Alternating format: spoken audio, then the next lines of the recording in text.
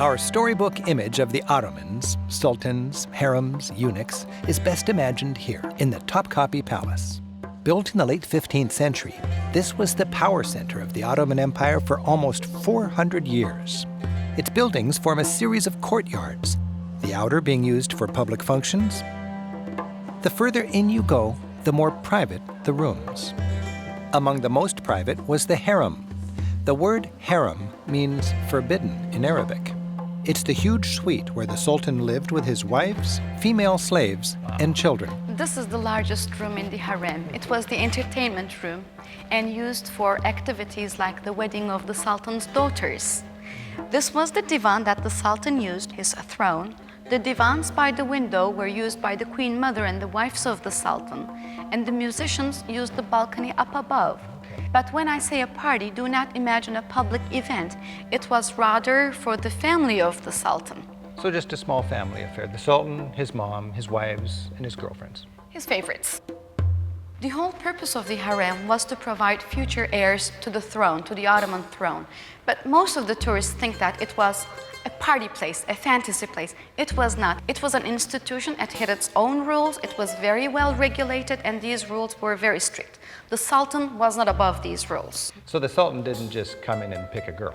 Definitely not. It was the Queen Mother, mother of the Sultan, mostly, that decided what should happen in the harem. And it was again the Queen Mother that decided whom the Sultan socialized with. And of course, the Sultan enjoyed a state-of-the-art bathroom, complete with hot and cold running water. Bathed in light from these exquisite stained-glass windows, this is where the Sultan relaxed, entertained, and savored the sumptuous luxury his power provided.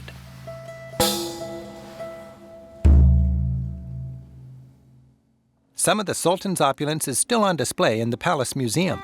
The exquisite Topkapı dagger wows tourists with its dazzling diamonds and golf ball-sized emeralds. Clearly, the Ottomans in their heyday were a wealthy power.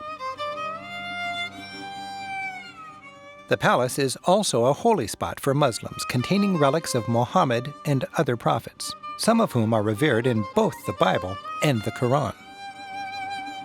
This contains what's considered to be the arm of St. John the Baptist. And here's John's skull inside this jeweled case. For Muslims, the most precious relics are those of Muhammad. His bow and sword, exquisite cases containing his tooth, some hair, and his holy seal.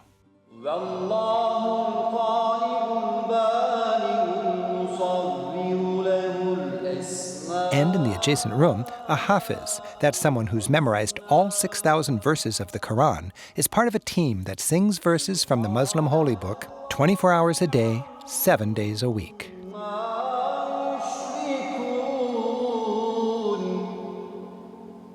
For generations, Europe dreaded the Ottoman threat. They were on the march, even knocking on Vienna's fortified door.